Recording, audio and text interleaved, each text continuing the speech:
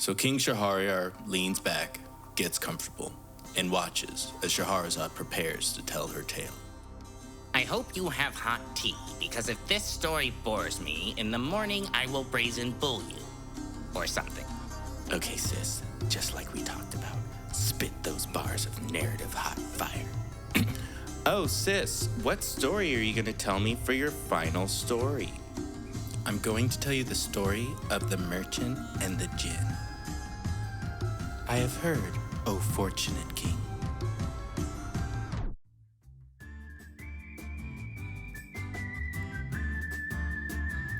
that there was once a wealthy merchant who was so good at his shit that his side hustles made him money in his sleep. Guy had business dealings throughout all of the lands. Nigga was ballin'. One day, he's riding his horse out to handle some business at one of these hustles when it gets really hot and he decides to settle under a tree. While he's under the tree, he's all like, fuck it, let's have some lunch. So he reaches into his saddlebag and pulls out some bread and a date. After our man gets his nom on, he's left with a date stone. And to add to that, he's out in the middle of nowhere, pretty much on a freeway. So he really doesn't think anything of it when he takes the stone and tosses it over the crest into a nearby field. Who the fuck threw that? I'm gonna kill you! I see you and I want violence. It was a motherfucking ifrit, and it wanted nothing but smoke. Whoa. Okay, hold up. What the hell's your problem, buddy? Said the merchant. You killed my son. Wow, okay, that's quite the accusation. I'm gonna have to ask, what the hell are you talking about? Well, Dickface, when you were so carelessly littering, me and my son happened to be walking down the road, minding our own business, when... Oh, Father, I had such a lovely time at the zoo. On the way home, can we stop for some ice cream? Oof. Do you know how bad your mom's gonna chew me out if I spoil your dinner? Oh, Father, wouldn't it be fun to make it out a painful little secret? Oh, son, you know I can't say no to you. I love you so very much. Father, I'm hurt. What? No, son! There is no light at the end.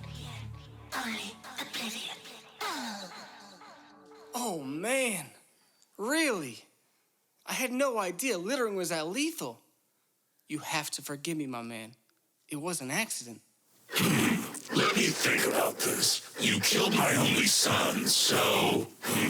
No, I'm gonna have to fucking kill you. Yeah, motherfucker, I want all the smoke.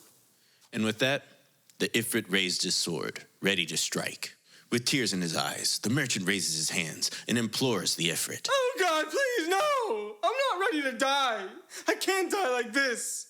And then he recited these lines.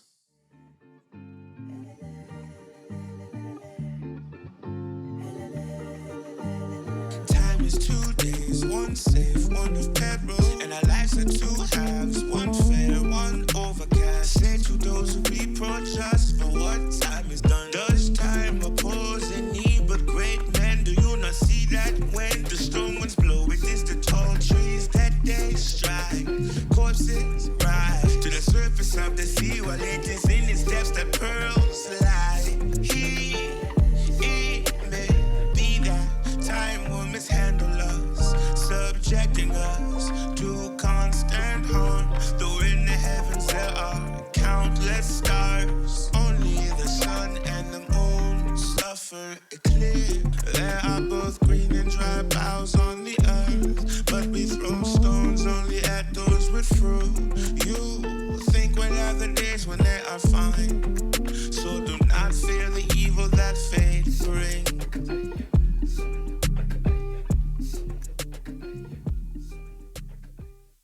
The merchant finished spitting these bars and looked to the ifrit, who simply said, You know, after making you listen to all of that, I'm definitely going to kill you. My guy, let me keep it a buck. I'm a rich man with financial obligations, debts to collect, bills to pay.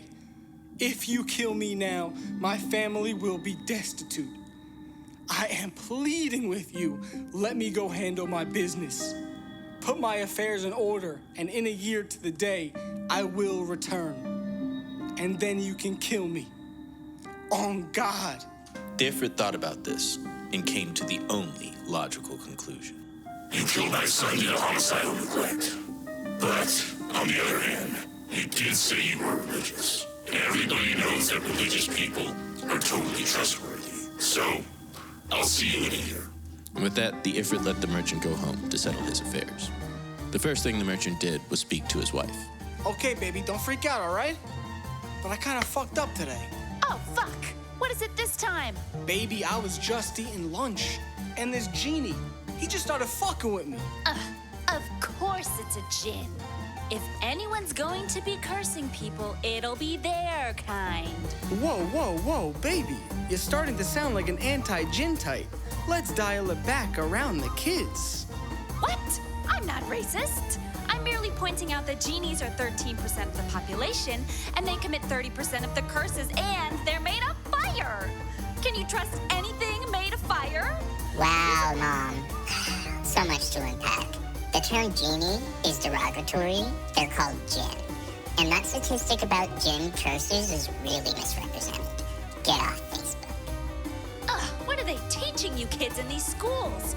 Now, Reginald, tell me exactly what happened. So the merchant tells his wife exactly how it is he came to have a djinn for an op. He then goes off to his many hustles to settle his affairs, pay his debts, clear his accounts, after which he returns home to his family, where he spends a very tense rest of the year, waiting to return to the djinn. When the year had passed, he performed his ritual ablution, and with burial shroud under his arms, he said goodbye to his family and all his relations, as well as his neighbors, and set off reluctantly while they wailed and wept. Well, I don't know what to tell you. Keeping it real, I didn't like the guy. True to his word, the merchant came to the same spot under the same tree on what was New Year's Day. And while he sat there weeping over his fate, an old man approached him, leading a gazelle on a chain. The newcomer greeted him. Hey, bud, what are you doing out here all alone? Don't you know this place is a hangout for Djinn? So the merchant tells the old man the story of his encounter with the Ifrit, to which the old man replies, I ain't gonna lie to you, man. That is one hell of a story. I'm fucking with you. And because you're such a good, upstanding, upright individual, I'm fucking with you. I'm gonna stay here and sit with you and see how this turns out. So the old man took a seat by the merchant's side and promised not to leave until he had seen what had happened with him and the Ifrit. And as the two of them sat there talking, the merchant started to have an insight. Okay. Keep it together, buddy. Keep it together. Breathe. Okay, why did I even go Oddly back? enough, the thought of his impending death was really starting to get to him. It was at this time that a second old man arrived, having with him 2 black Salukas, something like greyhounds. After exchanging pleasantries, he asked them, Gentlemen, forgive me for intruding, but I must inquire, why are you hanging out in this haunt of Djinn? So the merchant and the first old man tell the second old man exactly how it is that the merchant came to have beef with an Ifrit. Upon hearing this, the second old man says, I say, that is a ding-dong-doodle of a yarn. I insist that you let me stay with you and see how this turns out. So the second old man takes a place next to them with his dogs. And after a little bit of talking, it isn't long before a third old man arrives with the dappled mule. He greets them, and after looking around, he proceeds to ask them, Hello, fellas. Not to get too presumptuous or anything, but are you aware that you are sitting in a locale that is frequented by Djinn? So, the merchant spills the tea for the third time, letting the third old man in on how it is he killed an infant son of an Ifrit and came here a year later due to a vow he made on God. Now let me say one thing. That, my friend, is an incredible story. Me and my 207 Instagram followers would love to stay and sit with you and see how this turns out. So the third old man and his mule join the group and wait with the merchant, the first old man and the second old man for the Djinn to arrive. I ain't gonna lie to you fellas, this shit is exciting. My followers are on the edge of their seats. It's so scandalicious. It wasn't long after the four of them had settled in that a huge dust devil appeared on the horizon. They watched as it cleared to show the Ifrit with sword in hand and sparks shooting from his eyes. He had come, and he was every bit as furious as the day his son was killed. Well. If it isn't the murder of my son. I really didn't think you were going to show. I must admit, that takes integrity. Well, come on. It's time to die. The Ifrit grabbed the merchant and dragged him away from the group. He pulled him close and looked him in the eye. I had a whole year to think about this moment, how I was going to kill you. And now that the moment is at hand, the satisfaction is so sweet. I almost want to thank you. The merchant cowered and wept, while the three old men shed tears, wailed, and lamented. Oh, please, God, no, I don't want to die like this. Oh, please, God. Oh, no, I can't die like this. I have to live on. Please, God, let me live. I can't die like this. Please. Oh, my God. You guys, you're really starting to get to me. Oh, wait, I forgot. I have a dead son because this asshole decided to carelessly throw his date stone away. But yeah, cry, please. I need to see this. It's like good for my growth. Then the first of them, the old man with the gazelle, left the others, kissed the Ifrit's hand, and said, "Oh, great Ifrit, royal crown of the Djinn, if I tell you the connection I have to this here gazelle, and this story is sufficient, will you grant me a third share of this man's blood debt?" Ooh, Please. spill the tea. Really, man? Thanks. Wow, that's cool. You're serious? You really think that you're gonna tell a story so good it's gonna make up for a third of this man's debt for killing my son? All right, go for it. I guarantee it's gonna make your ear holes howl. And with that, the first old man began his tale.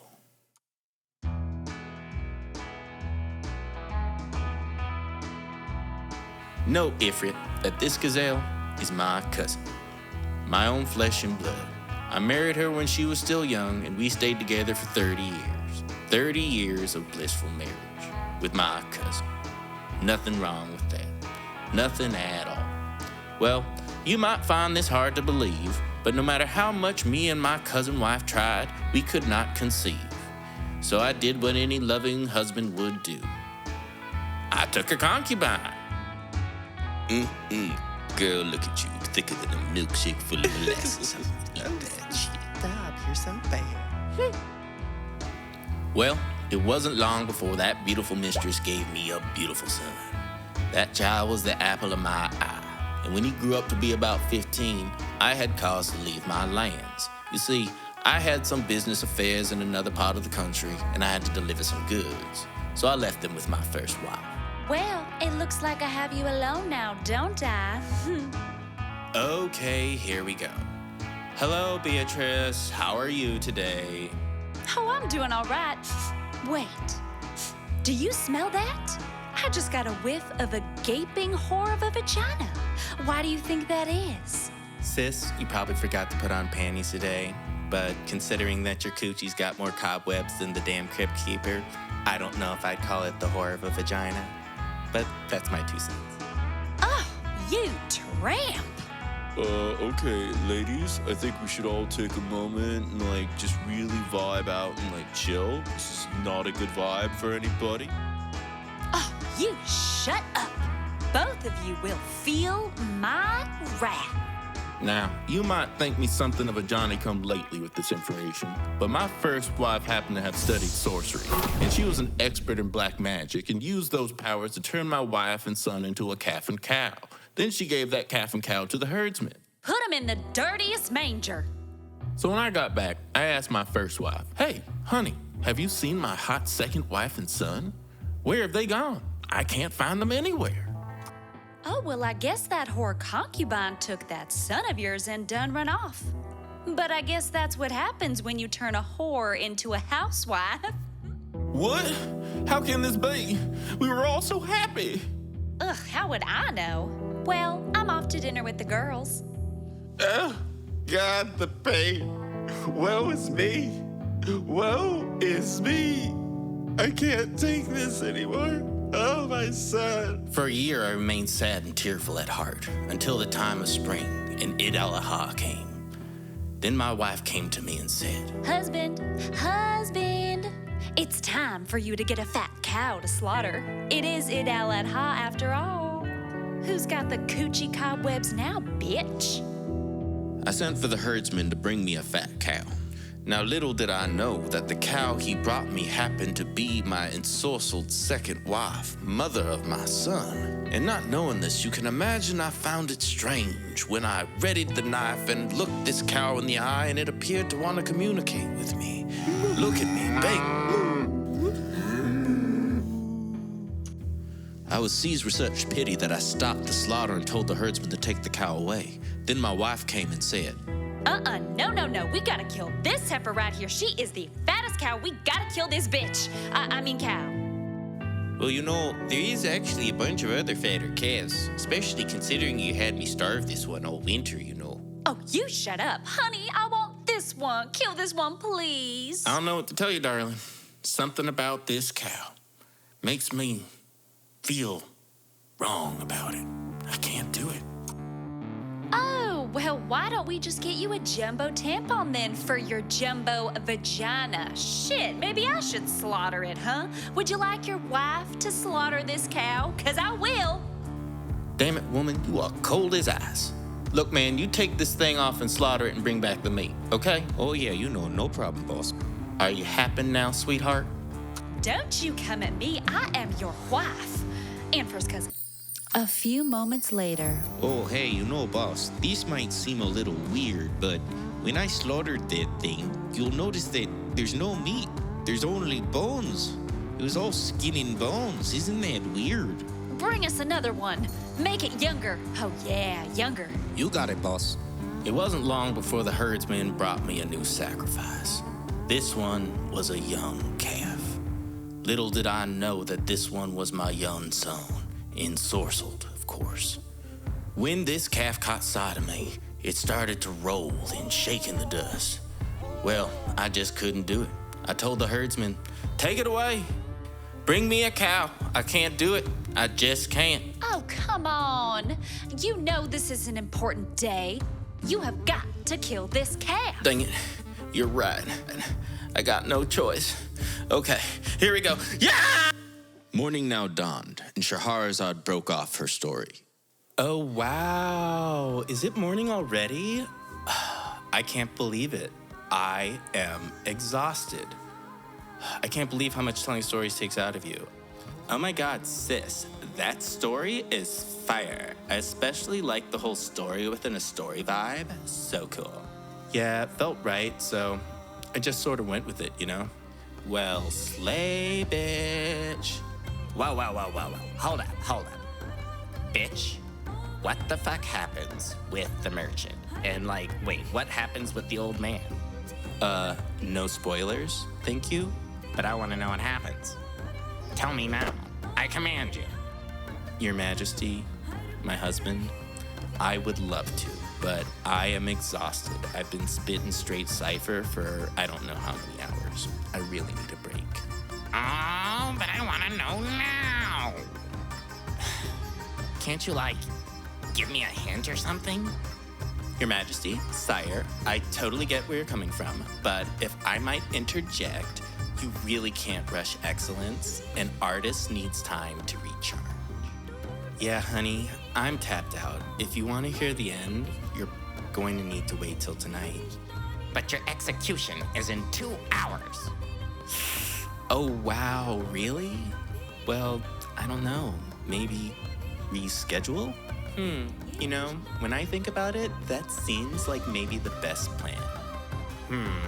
I suppose you're right. Very well. I will execute you tomorrow. Oh, okay, cool. Yeah, nice. Okay, wait, Your Majesty. Before we go through with the executions, I think we should talk about this. You know, it could be a little rash. Vizier, what are you doing here? Oh, you know, just Checking to daily affairs, Your Majesty. I hope everything is good. I have come, my liege. Ah! Oh, hey. Yeah, bro, we're gonna have to reschedule it for tomorrow. Wait, hold up. Really? Yeah, that's what the king just proclaimed. Who the hell are you? Bitch, I'm the king's executioner. Who the hell are you? Oh, you know, nobody big, just like the queen's sister. I've seen a lot of queens come and go, sis. Oh, you really like your job. Wow, great. That's not like a red flag or anything. Wait, who the hell? Woman, are you gonna pay for my health care? Okay, that's enough, you two. Brian, we'll finish this tomorrow. Yes, sire. I was just a little excited. I had this whole thing planned. I was gonna try scaphism this time. That actually does sound pretty good. So keep a pin in that, and we'll get right into that after she finishes her story tomorrow. Oh, yeah, that sounds like a pretty good idea. We could definitely go along with that for a few days or so, hopefully. Great, I'm glad everybody approves. Now, everybody but Shahrazad, get the hell out. It's time I spend some quality time with my longest living wife since Masood. That bitch. Yes, of course, sire. Right. Okay, sis. Same time tonight. See you. Bye. Yes, my queen. I will, see you later. Of course. That was weird. Anyway, where were we?